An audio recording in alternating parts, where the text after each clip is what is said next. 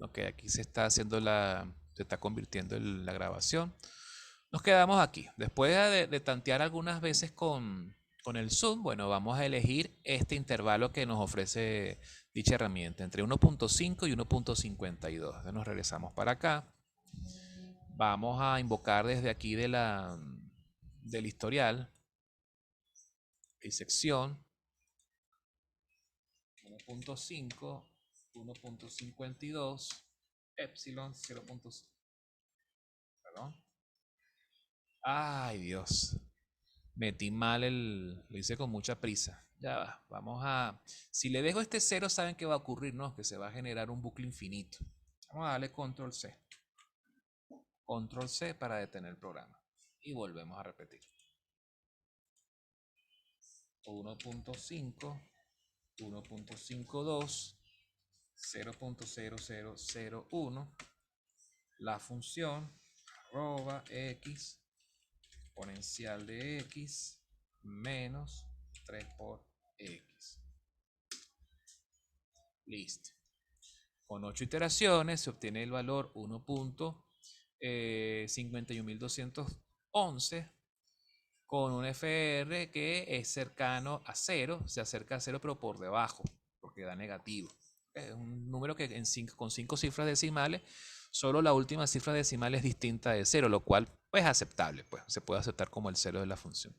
Si nosotros no nos sentimos satisfechos con un determinado resultado, porque de repente el FDR todavía tiene al menos una cifra decimal, es distinta de 0, pues lo que hay que hacer es probar con un epsilon aún más pequeño. Vamos a probarlo, pues. Vamos a trabajar con un epsilon mucho más chiquito, pues. 1.5, 1.52, el epsilon 0.0000001. El F me da flojera escribirlo, así que lo copio y lo pego. Y listo, fíjense que este sería un resultado más preciso aún. Fíjense que la diferencia de este XR con el XR anterior es en la última cifra decimal, en la quinta cifra decimal.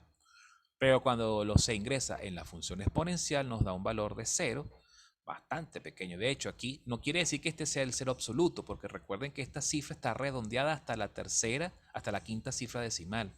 Si nosotros nos metemos en el editor y queremos cambiar aquí esto a 8, por ejemplo, vean qué pasa. Vamos a ver.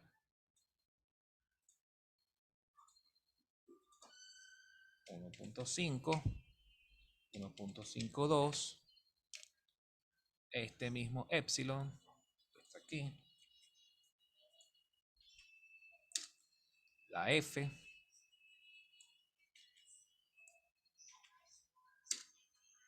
y bien, fíjense que con 8 cifras decimales, ok, para el FR, bueno, nos da que, oye, se ve bastante aceptable esa raíz, pues no quiere decir que sea el cero absoluto, pero oye, es bastante cercano, ok, se sigue acercando, pero por debajo. ¿Por qué por debajo? Porque recuerden que las F se miden en el eje vertical. Si es negativo es que viene por debajo.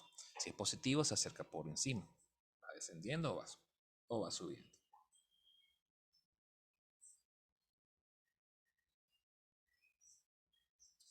Bien. Entonces, bueno, ya con esto creo que esto es lo esencial para trabajar con el método de la bisección. ¿Ok? Vamos ahora a programar el método de la falsa posición. ¿Ok? El método de la falsa posición. Primero el sencillo, pues el original. Pues vamos a meternos por acá. A meternos por aquí. Voy a hacer un simple truco. Un simple truquito. Voy a salvar esto como falsa posición. Porque si se fijan bien, el algoritmo es bastante sencillo. ¿Qué es es bastante parecido, es muy parecido de hecho al método de la bisección? ¿Cuál es la diferencia? Que en vez de hallar las estimaciones utilizando la fórmula del punto medio de un intervalo, se utiliza la fórmula de la interpolación lineal, ¿correcto? Entonces, bueno, vamos a hacerlo. Primero vamos a salvar esto como. Guardar archivo como, falsa posición,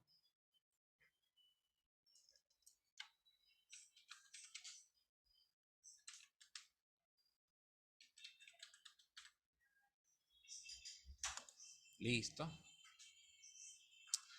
Y ahora vamos a ver las diferentes opciones. Vamos a agarrar, cerramos esto. Aquí ya se grabó el archivo.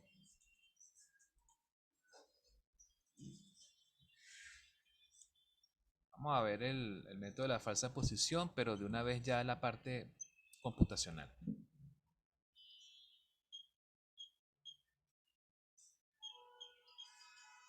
Aquí está.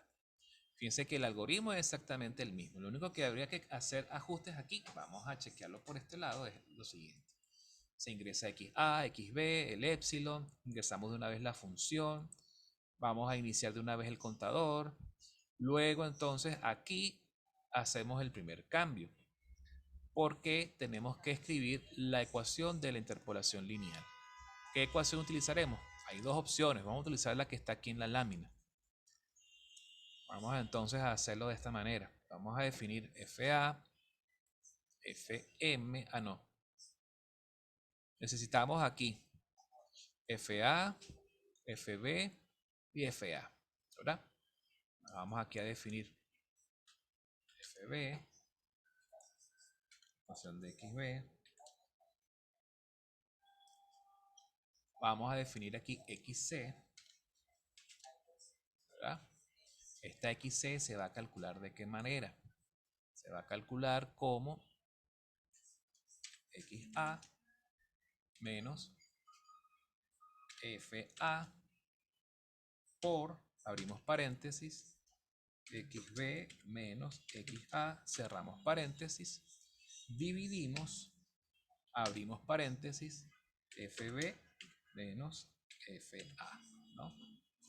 Pero fíjense que el FA y el FB están de este lado, están por debajo de XC.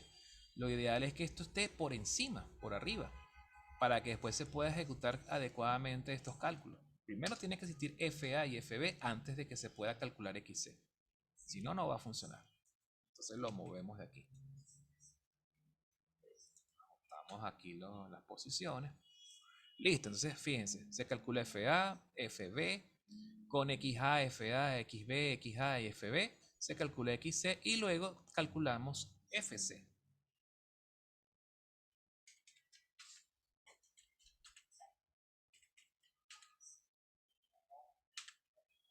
Y después aquí sustituimos por FC. Ojo, esta no es la única forma de hacer el programa y de hecho los chicos de informática ya se les deben haber ocurrido otras formas de hacer esto, inclusive de hacerlo más simple, sin tanta línea de código. Yo lo estoy haciendo lo más parecido a como se explicó en la clase, ¿ok? Esto es perfectamente simplificable, pues por decir, no sé si esa palabra exista. Se puede resumir perfectamente en menos líneas, ¿ok? Pero bueno, eso ya lo dejo a ustedes a criterio.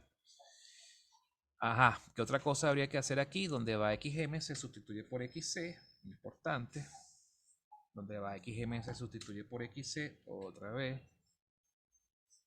Se sustituye por XC. Y el resto de la lógica es exactamente la misma. Es básicamente lo mismo. Ahora bien, si nosotros intentamos resolver este ejercicio, ok, con este método, vamos a salvar, nos va a dar un problemita, que era el que yo les decía que era el error del problema de convergencia, ¿verdad?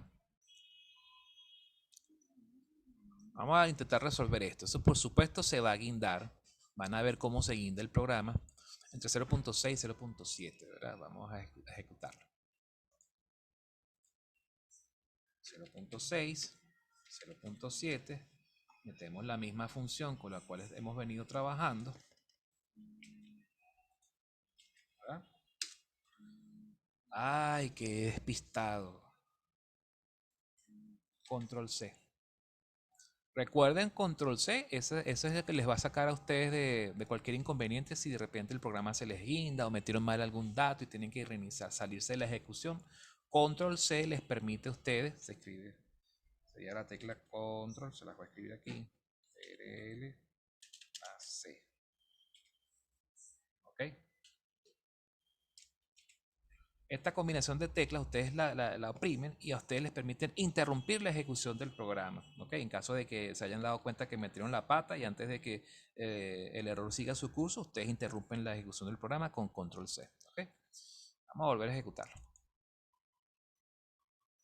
0.6,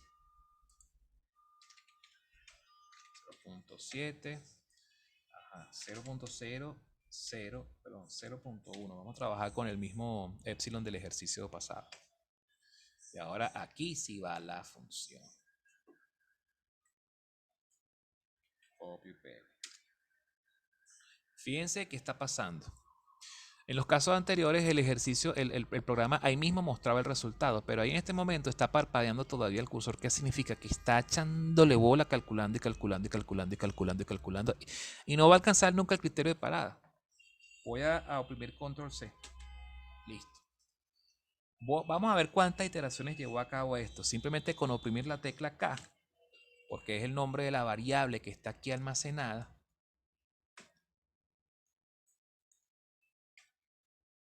158.772 iteraciones y todavía no alcanza el resultado. Ahora, vamos a escribir la tecla, vamos a oprimir XC para ver cuál fue la raíz que encontró. Y fíjense que la raíz que encontró es bastante parecida a las raíces que hemos nosotros obtenido con el método de la bisección. Vamos a oprimir FC, que supuestamente es el valor de la función evaluada en el XC. 0 absoluto. O sea, el método es altamente preciso, pero el problema es que no se detiene nunca. ¿Por qué? Porque tiene el problemita del ancho de intervalo. Ahora vamos a evaluar el ancho del intervalo, que es el criterio de parada. ¿Se acuerdan del criterio de parada? Que es xb menos xa menor que epsilon. Vamos a escribirlo. xb menos xa. Vamos a ver cuánto da xb menos xa. A ver si eso es menor que el epsilon dado. Ese es el problema. Llega un punto en que se queda que el valor, el ancho intervalo se queda siempre en un valor que nunca llega a ser menor que el epsilon.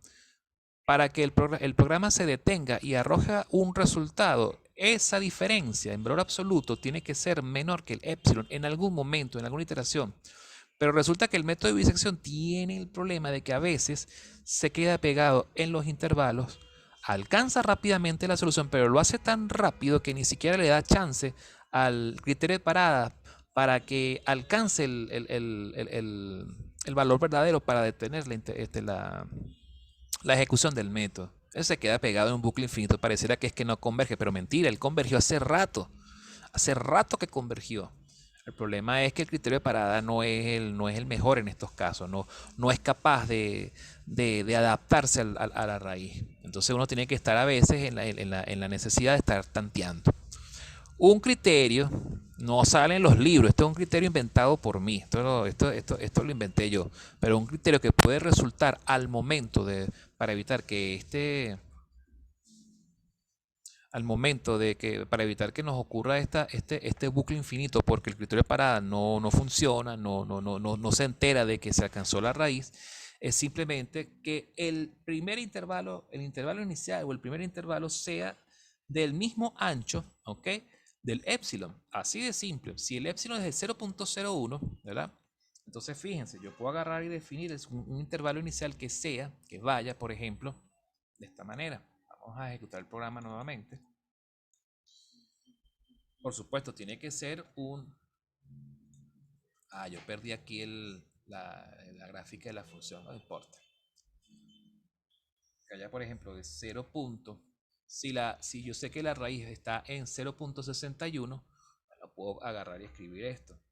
0.61, ¿verdad? Y 0.62. La diferencia de 0.61 y 0.62, ¿cuánto es? 0.01, es decir, es lo mismo que vale epsilon. 0.01. F. Ponemos F, escribimos tal cual el nombre de la función. Y ejecutamos.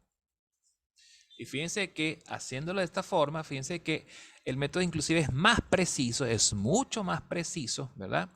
Que el método de la bisección.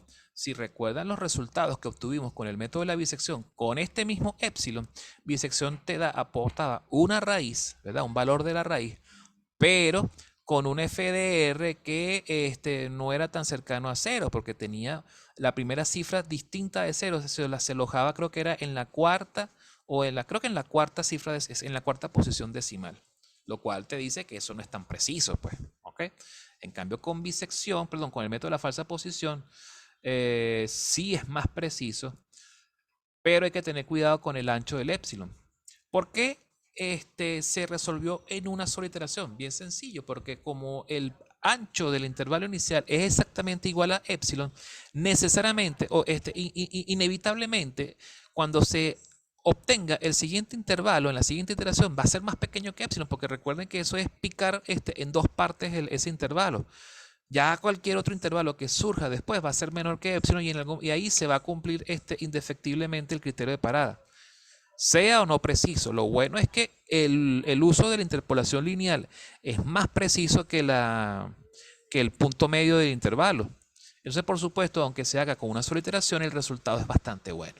Si queremos tener mejor precisión, bueno, simplemente se tiene que utilizar un epsilon más pequeño, pero ojo, hay que tener cuidado de que ese intervalo más pequeño corresponda a un intervalo que encierre a la raíz.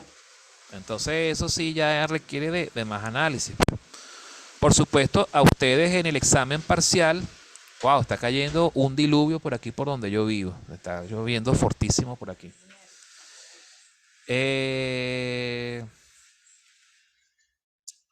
Entonces, bueno, a ustedes en el examen parcial, a ustedes se les va a dar el intervalo con el cual tienen que trabajar, o por lo menos el valor inicial. ¿Ok? Bien, vamos a analizar ahora el método de la falsa posición modificado. ¿Ok? Vamos a trabajar con ese método.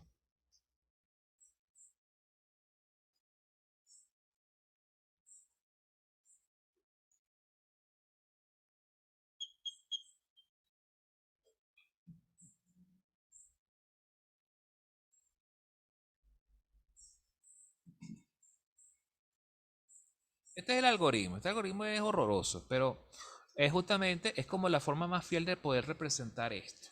¿Ok? A mí se me acaba de ocurrir una idea, lo que pasa es que nunca tuve tiempo de tantearla antes de empezar la clase porque estaba ocupado en otras cosas. Pero si la idea no funciona, no importa, porque este algoritmo, este programa ya está montado en módulo 7, lo podemos descargar de módulo 7 perfectamente. ¿Ok?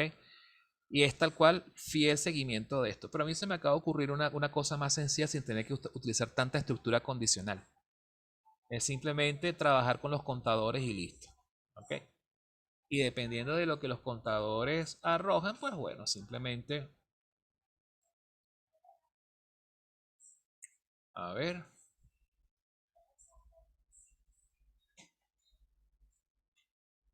Exacto. Vamos a guiarnos con la tablita. Lo primero que vamos a hacer es, vamos a meternos acá. Vamos a sobreescribir este programa, ¿verdad? Vamos a llamarle a esto.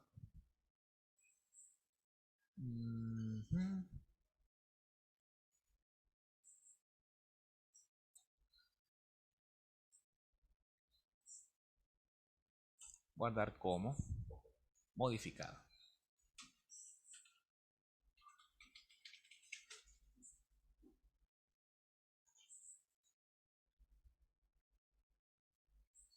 Ok, las entradas son exactamente las mismas. Vamos a chequear cuáles son los contadores que necesitaremos acá. Aquí sí tenemos que verlos aquí aparte. Utilizaremos un contador denotado con la letra I. Este lo llamaremos con J para XA y XB.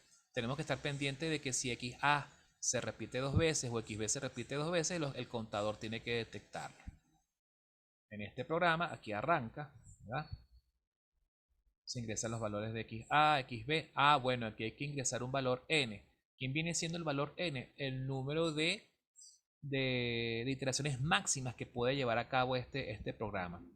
Entonces fíjense que, porque recuerden que con el método, la mejora que se hace o la modificación que se hace al método de la falsa posición, si uno no quiere trabajar con épsilos tan pequeños o con intervalos tan pequeños, de anchos tan pequeños, es trabajar con la falta de posición modificada.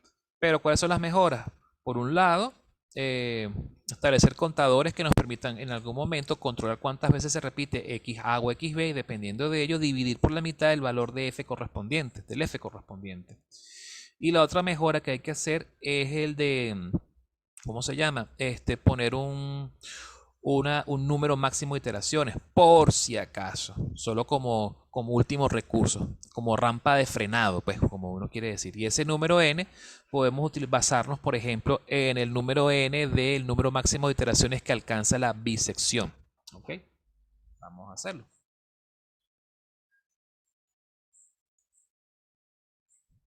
Ese número máximo de iteraciones, podemos denominarlo n mayúscula. Creo que, si mal no recuerdo, era, bueno, igual ahí tenemos la fórmula. Creo que era logaritmo base 2, logaritmo log 2, ¿ok? ¿De quién? De la diferencia en valor absoluto, creo,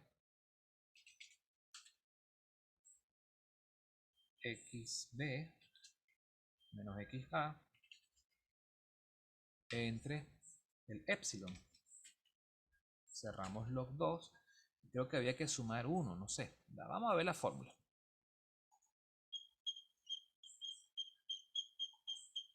Ajá, aquí está la expresión. Exactamente. 1 más esto.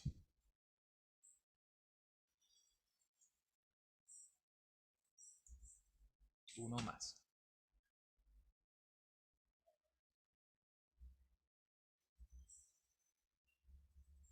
Ah, y aquí hay que tomar la parte entera del logaritmo, porque ese logaritmo puede arrojar ¿qué cosa? Puede arrojar, ¿cómo se llama? Números reales, lo más probable. Entonces hay que tomar, entonces utilizamos la función fix. Fix nos permite tomar la parte entera del resultado, del número real. Listo. Entonces aquí colocamos nuestra rampa de frenado. Luego, lo otro. Se calcula FA. Vámonos al algoritmo aquí.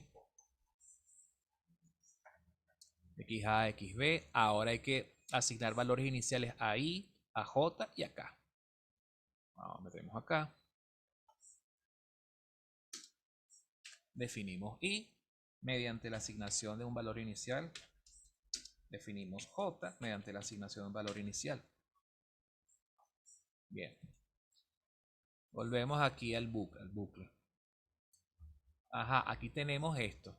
Si esto es menor que epsilon o K es mayor que el N, se tiene que detener esto. Entonces nos vamos para acá. Nos vamos al ONTIL. Aquí tenemos uno de los criterios de parada, pero hay que asignar otro también. Vamos a poner acá si esto es verdadero o si K es mayor que N,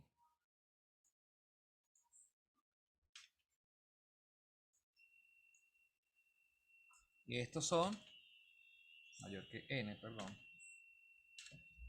Esto yo lo voy a meter dentro de una función OR. Es decir, esta es una función lógica. ¿Cómo funciona el OR? El OR simplemente lo que hace es evaluar si esto es verdadero y esto es verdadero, entonces OR va a devolver verdadero. Si alguno de los dos es verdadero, okay, o dicho de otro modo, si alguno de los dos es falso, entonces el OR va a devolver verdadero. Es uno lógico, ¿ok? O la única forma de que el OR devuelva falso es que estas dos condiciones den falso, ¿ok? Listo, ya esta parte está hecha. Ahora seguimos el flujo para acá. Si alguno de estos dos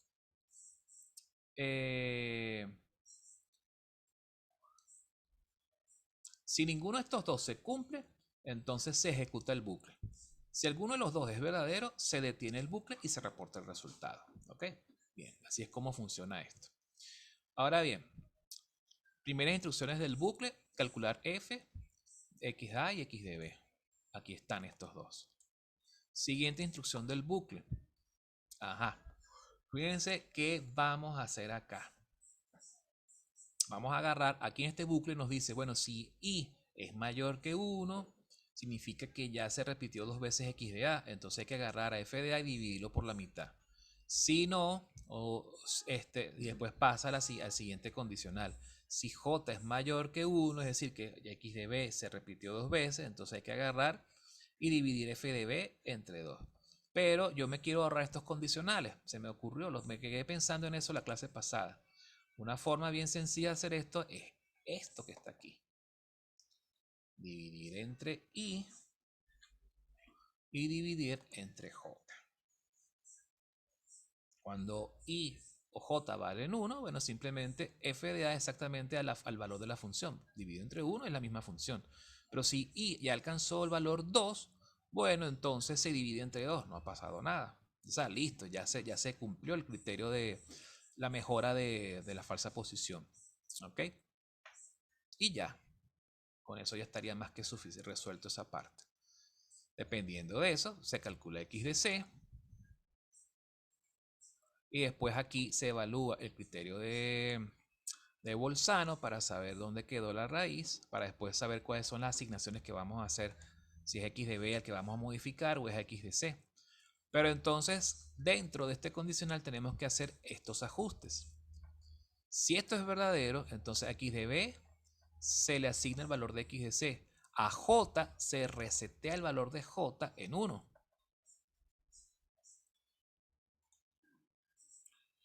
Y a x de c, ¿verdad? Perdón, y el valor de i se incrementa el valor de i en una unidad.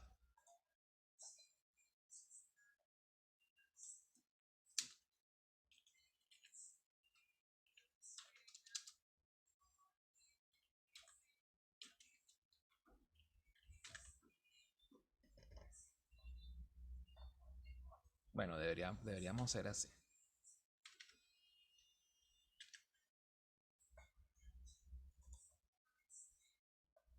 Si no, entonces ahí a quien lo reseteamos en 1 y a j le incrementamos su valor, que es justamente lo que se ve acá. A la salida de este condicional se incrementa el valor de k, se evalúa el criterio de parada, o esto es verdadero o esto es verdadero. Si ninguno de los dos es verdadero, se repite el bucle. Si alguno de los dos es verdadero, se detiene el bucle y se reporta el resultado de x de c, asignándoselo a x de r, se calcula f de r y todo esto. Creo que esta es pues la mejora. Esto creo que es mucho más eficiente de programar que el mismo, que como estaba programado en semestres anteriores. Vuelvo y repito, la versión que van a encontrar en módulo 7, si esto falla, me peleen alguna cosa, no importa, porque en módulo 7 pueden descargar el algoritmo del semestre pasado. Vamos a ejecutarlo. Ajá, falsa posición modificado 2022-15. A ver, vamos a probar con 0.6, que era como nos daba error, se nos quedaba guindado el método de la falsa posición original, y 0.7. El epsilon 0.01, la F, vamos a copiar y pegar esta F que está aquí.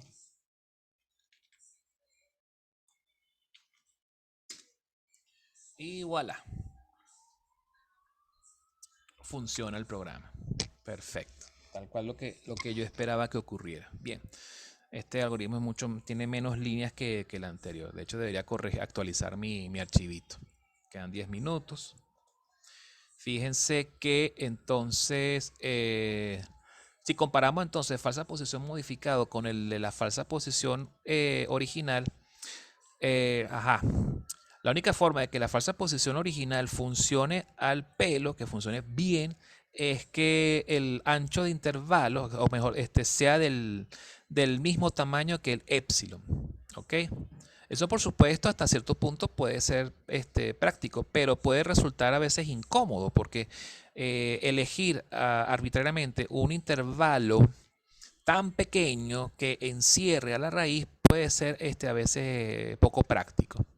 Entonces, hasta ese punto, llegado a ese punto en que se vuelve impráctico escoger un intervalo inicial tan pequeño, entonces suele ser conveniente trabajar entonces con el método de la falsa posición modificado.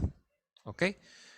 La desventaja de trabajar con el método de la falsa posición modificado, porque con todas las modificaciones que le hicimos al algoritmo, ahí sí es imposible que el método se quede pegado.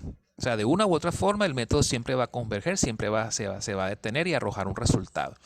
Lo único malo es que el nivel de precisión de la falsa precisión modificada es parecido al de la bisección, que ya de por sí el del método de la bisección no es tan preciso pues como pudiera ser el de la falsa posición normal. ¿Ok? Pero bueno, esos son los pros y los contras. ¿Cuál es mejor? ¿Cuál es peor? Todo depende. Todo depende de lo que necesitemos, de lo que nos pidan a nosotros en el ejercicio. ¿Ok?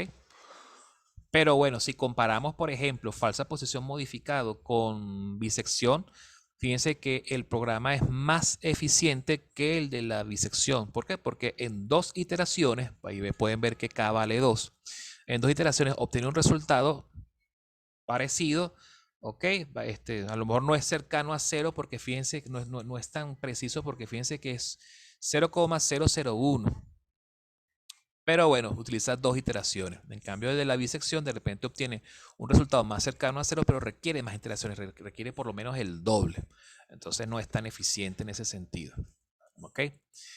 Vamos a volver a jugar con este programa, pero vamos a meterle un epsilon más pequeño. Nuevamente.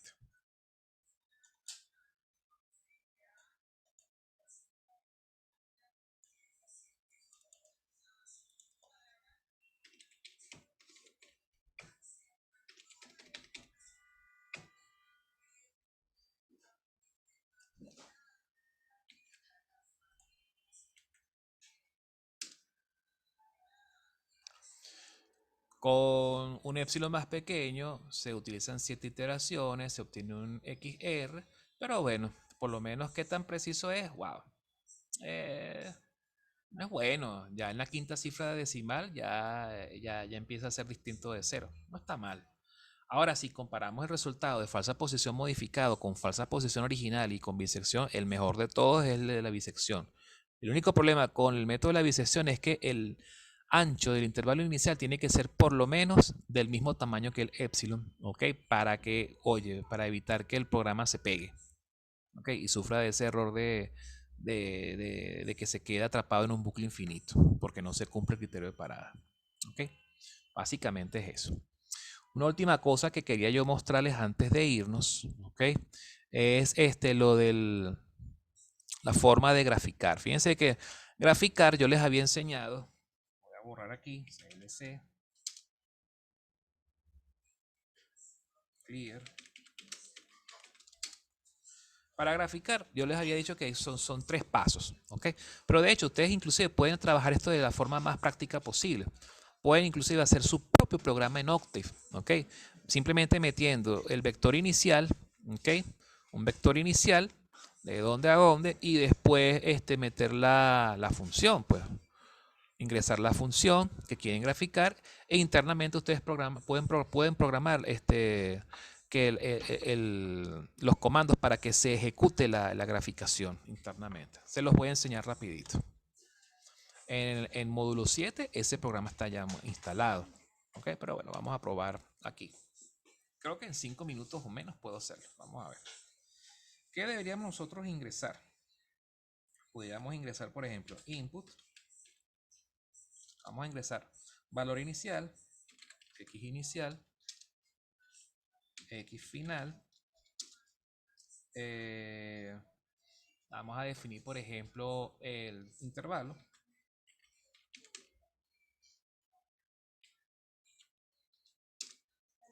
Intervalo que viene siendo, si quiero que se generen los valores de x de 0.1 en 0.1 o más estrechos todavía, 0.01, 0.01, etcétera.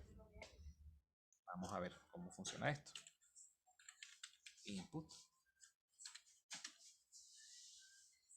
x inicial,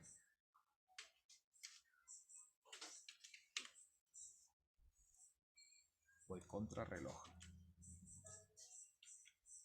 x final,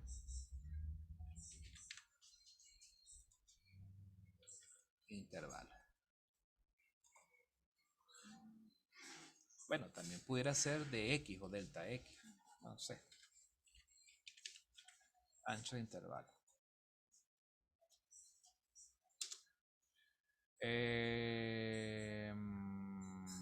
La función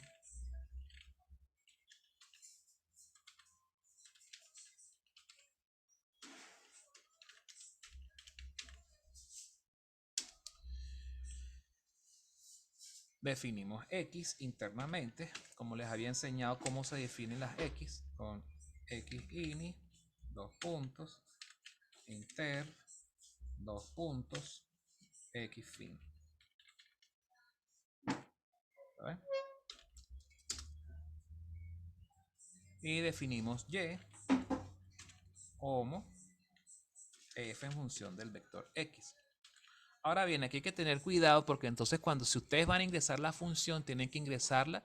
Si es una función que va a implicar multiplicaciones o divisiones o potencias, ¿verdad? De vectores, tienen que agregar el operador punto. Si no, no les va a funcionar. Y después el comando plot. Plot x, y. Ojo con las mayúsculas y las minúsculas. Entonces que yo poner. Creo que está listo. Vamos a probarlo.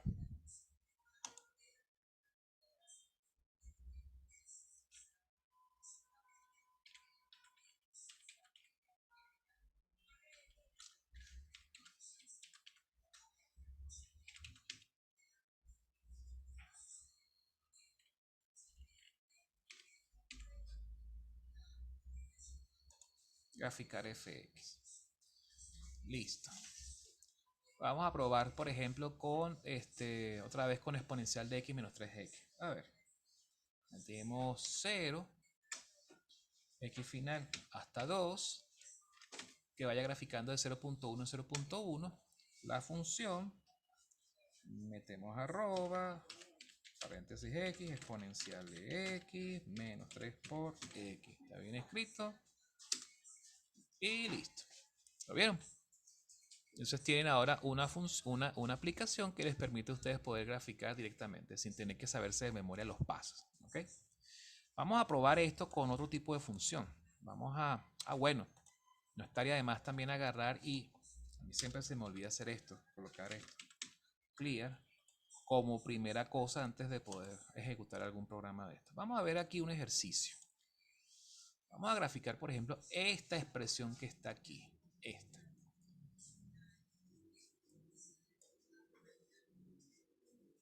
Se me va a acabar la...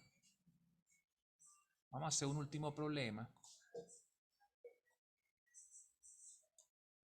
Vamos a hacer este problema y lo vamos a resolver con bisección, con falsa posición y con, ¿cómo se llama esto? Y con falsa posición modificada. Pero primero vamos a graficarlo para saber más o menos cómo sería esto completamente en computadora, sin apoyo de más nada, solo utilizando Octave. Queda menos de un minuto. Me voy a salir de esta videoconferencia y me paso a la siguiente, ¿ok? Así que por favor no se vayan todavía. Nos vemos ahorita, ¿ok?